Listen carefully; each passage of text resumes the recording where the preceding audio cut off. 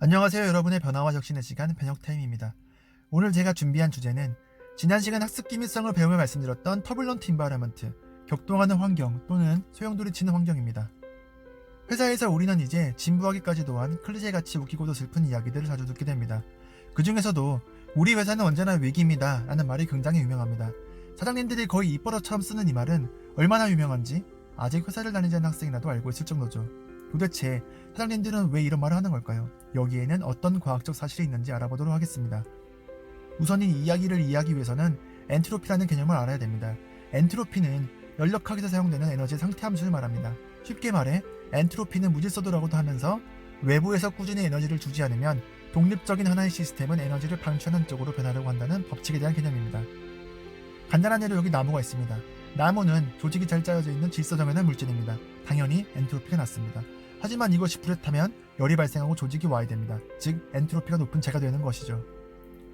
그런데 쟤는 다시 땔감으로 쓸 수 없기 때문에 에너지의 가치는 떨어집니다. 결국 엔트로피가 높다는 것은 쓸모없음을 나타내는 척도가 되는 셈입니다. 엔트로피 증가의 법칙은 자연계가 시간이 지날수록 더 이상 쓸모없는 것들로 가득 차게 된다는 것을 의미합니다. 그렇다면 풀과 나무가 자라면서 쓸모있는 것들이 생성되는 것은 어떻게 설명할 수 있을까요? 이는 태양의 기능과 역할을 통해 설명이 가능합니다. 태양은 스스로 붕괴하면서 쓸모없는 존재, 즉 엔트로피가 높아지는 존재입니다.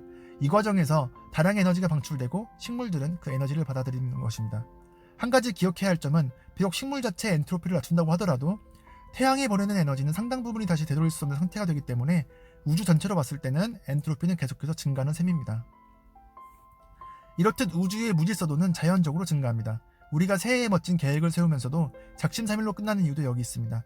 따라서 우리가 세운 멋진 계획이 흐지부지 되지 않기 위해서는 꾸준한 동기부여가 필요합니다. 마치 여러분이 변혁타임을 보며 의지를 다지는 것과 같이 말이죠. 그렇다면 기업 환경은 어떨까요? 기업은 법인으로서 마치 유기체처럼 거대한 개를 구성합니다. 우리는 이를 기업 생태계라고 하죠. 따라서 기업에도 엔트로피를 적용할 수가 있습니다. 점점 증가하는 불확실성으로 인해 기업의 경영 환경이 혼란스러워지는 것이죠. 이를 설명하는 개념이 바로 오늘의 주제 터뷸런트 인바이러먼트, 즉 격동하는 환경입니다. 터뷸런스란 말은 보통 비행기에서 난기류를 만났을 때 사용하죠. 터뷸런트 인바이러먼트는 기업 생태계에서 증가하는 엔트로피 현상을 말합니다. 다시 말해 외부에 꾸준한 에너지 투입이 없으면 기업의 생태계는 와이드가 만다는 것을 의미합니다. 여기서 꾸준한 에너지 투입이라 하면은 조직 구성원들의 열정으로 만들어지는 조직 혁신입니다. 왜 기업에서 혁신이 그렇게 중요한지도 이제 알 수 있죠. 이러한 이유에서 사장님은 맨날 회사가 위기라고 말하는 겁니다. 하지만 위기라고 하면서 직원들을 괴롭히는 사장님은 좋은 사장님이 아니겠죠. 조직 구성원들의 사기를 저하시키니까 말이죠. 이는 전체적으로 엔트로피를 높이는 행동입니다. 위기라고 불안해만 할 필요도 없습니다. 위기는 곧 기회가 될 수도 있으니까 말이죠.